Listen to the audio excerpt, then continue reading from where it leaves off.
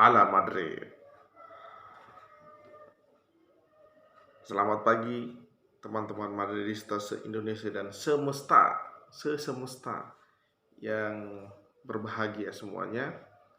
Kali ini gue pengen review sedikit pertandingan Celta Vigo melawan, ada dua hal. Pertama yang ingin gue bahas adalah terkait dengan penjualan Carlos Henry Casemiro ke Manchester United, dan kedua, review sedikit tentang first match pertama tanpa Casemiro di lini tengah.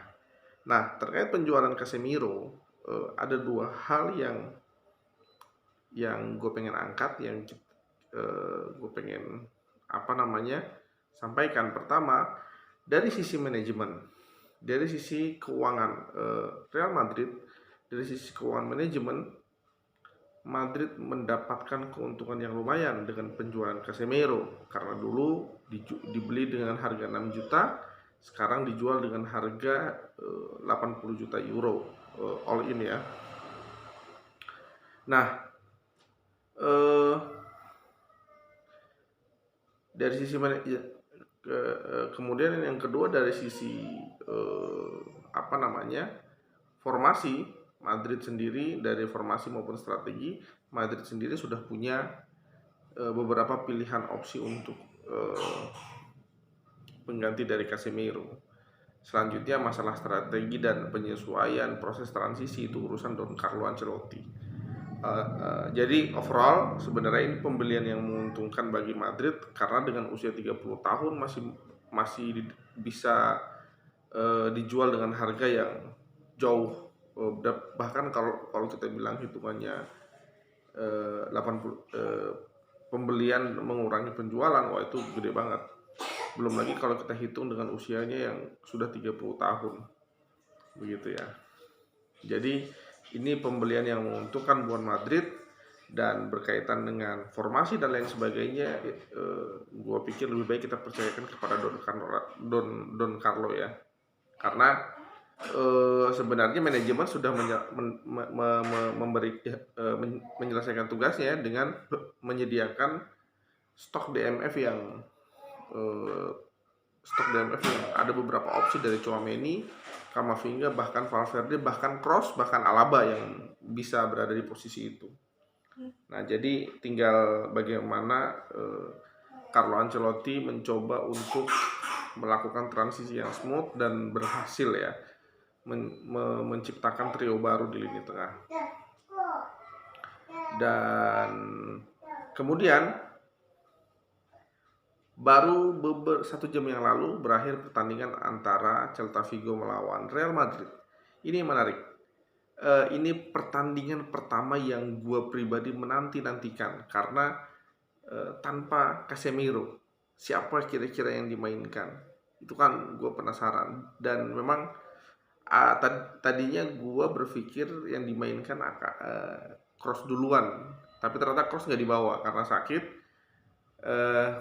Kemudian Rodrigo juga nggak dibawa, sehingga tadi yang dimainkan trio lini tengahnya adalah Tchouaméni gitu kan, kemudian Camavinga dan juga Modric, begitu. Nah, kita bahas dari line up pertama. Defense adalah susunan back terbaik, Mendy di kiri, kemudian ada Alaba, kemudian ada Militao, dan juga di kanan ada Carvajal. Di gawang, penjaga gawang ada Courtois. Ini susunan back terbaik.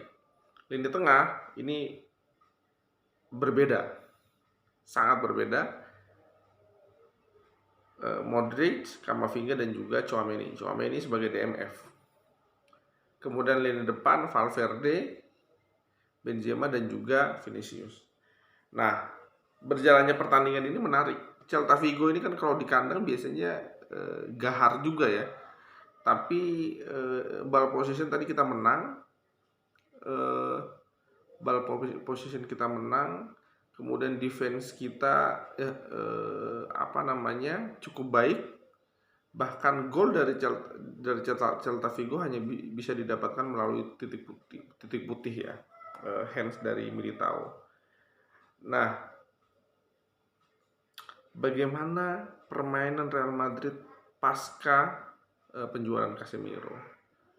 Lini tengah ini menarik dengan adanya Tchouaméni. Tchouaméni ini kan berdasarkan data ketika di Monaco, dia tackle bersihnya sangat tinggi, tackle bersihnya.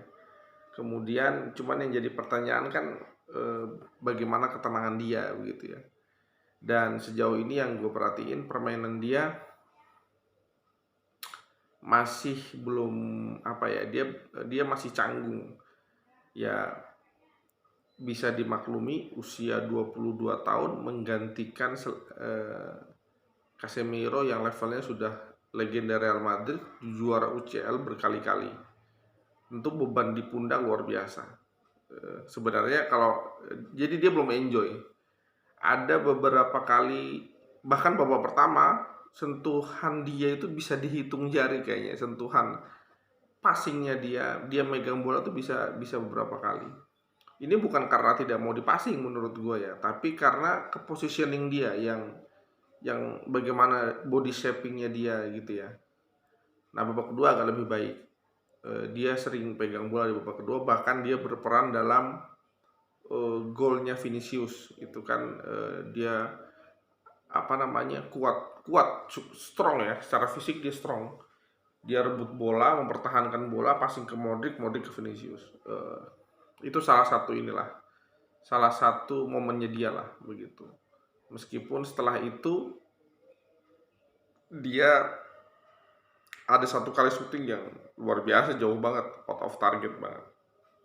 Nah, DMF ini kan eh, sebenarnya tipikal DMF yang ideal itu eh, dia akan fokus ke pertahanan, dan secara pertahanan dia menutup beberapa ruang, dia covering beberapa ruang.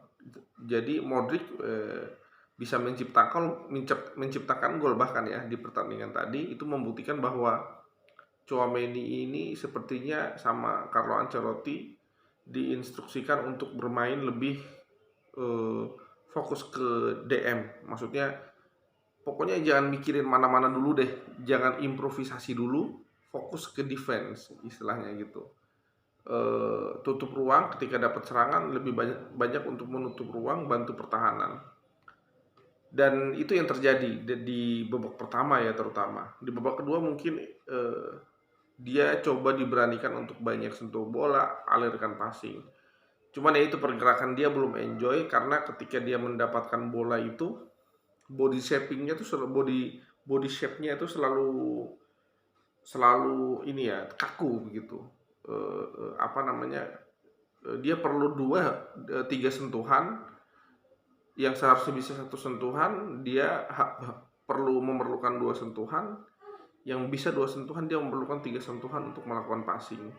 Ini kan berkaitan dengan body shaping sama bagaimana melihat situasi teman di mana begitu. Nah itu ada beberapa kali mispass juga yang terjadi, kemudian masih ada beberapa yang lolos.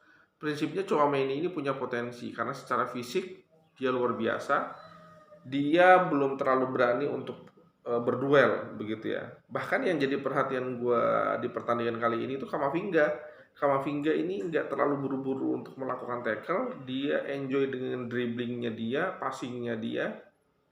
Dan dia ini versi Toni Kroos yang menurut gue akan jadi lebih baik karena dia punya speed gitu ya. Dia punya speed, tinggal bagaimana dia mengontrol aja gitu selanjutnya. Jadi di review kali ini gue nggak mau lihat skor ya, karena menurut gue kalau skor ya oke lah, Madrid menang. Yang bener-bener gue pantengin tadi adalah bagaimana Tchouaméni menggantikan posisi Casemiro.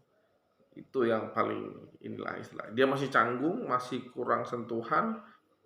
Bagaimana dia minta bola untuk itu tuh masih kaku. Masih ngeri kalau menurut gue, masih agak-agak ngeri. Passing ke dia itu ada beberapa kali kehilangan bola dan itu jadi PR besar. Harapan gue sih dia bisa jadi lebih baik dibanding Casemiro ya. Ternyata pas ngeliat dia dribbling berat juga ternyata dia. Tipikalnya masih kayak Casemiro lah, tinggi gede gitu kan. Dan ya next match kita perhatikan lah bagaimana perkembangan dia. Dan gue punya firasat musim ini itu Kroos sama Modric mungkin terakhir begitu. Musim ini mungkin terakhir karena eh, ya udah ada Tchouaméni, Camavinga, sebenarnya dengan Valverde, tapi Valverde ini nggak tahu nih bakal kayak gimana. Dia bisa atau tidak, gua nggak tahu siapa yang menggantikan posisi seperti Modric. Gua masih belum kelihatan apakah Camavinga ataukah Valverde ya. Karena kalau Valverde ini kan memang lebih bebas banget, daya jelajahnya tinggi ya. Nah, jadi sebenarnya kita yang bikin kita penasaran itu kan bagaimana trio lini tengah ini akan diganti. Ada Ceballos, cuman Ceballos ini terlalu banyak dribbling. Dia hmm, untuk menggantikan trio MCK itu gue masih ngeri-ngeri. Tapi untuk menggantikan Isco sebagai pemain yang nanti bisa ada di kanan atau di kiri, kalau ada 4-3-1-2 contohnya, kalau ingin bermain 4-3-1-2 masih oke lah. Tapi kalau 4-3-3 kayaknya kurang. Gitu. Jadi next kita perhatikan match per match bagaimana perkembangan trio lini tengah yang baru, siapa yang akan menjadi pakem utama, siapa yang akan jadi backup begitu. Karena Valverde gue pikir janganlah jadi di kanan lagi gitu loh. Kita nih RWF-nya masih kurang, selevel Asensio harusnya jangan cadangan ya. Eh Selevel Asensio ini jangan iya betul, jangan cadangan. Rodrigo juga bisa dimaksimalkan. Dan kalau Valverde di posisi sekarang, kalau Tchouaméni DMF kemudian CMF-nya ada Valverde dan Camavinga, wah itu bagus sebenarnya. Cuman gue berharap nggak terlalu lama mereka menyatu ya, bermain gitu istilahnya. Ini butuh regenerasi lini depan, lini belakang itu lebih mudah dibanding regenerasi lini tengah gitu ya. Jadi gue sebagai Madridista akan tetap menikmati proses transisi ini ya, menikmati proses transisi tanpa, pertama dari Casemiro, kemudian yang kedua siapa, apakah Kroos atau Modric, kemudian yang menggantikan siapa. Gue menikmati banget karena proses-proses seperti ini biasanya yang akan bikin kita penasaran untuk menonton setiap match Madrid itu sendiri ya. Siapa yang akan jadi pakem nantinya ketika di pertandingan-pertandingan penting. Mungkin itu saja yang bisa gue sampaikan di review pertandingan Celta Vigo versus Real Madrid. Gue lebih fokus ke lini tengah, bagaimana penguasaan lini tengah gitu ya. Begitu aja. See you next time. Hala Madrid.